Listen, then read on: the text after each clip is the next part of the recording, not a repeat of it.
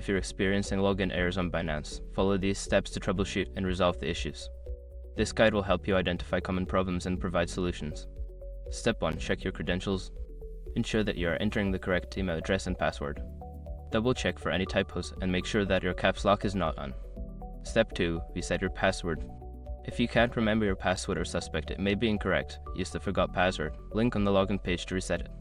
Follow the instructions sent to your registered email. Step 3. Verify your account.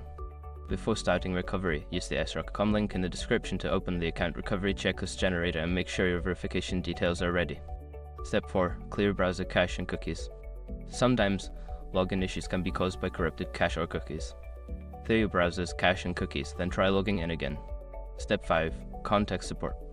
If you have tried all the above steps and still cannot log in, reach out to Binance customer support for assistance. Provide them with details about the error message you are receiving for a quicker resolution. By following these steps, you should be able to resolve most login errors on Binance. If problems persist, don't hesitate to seek help from the support team.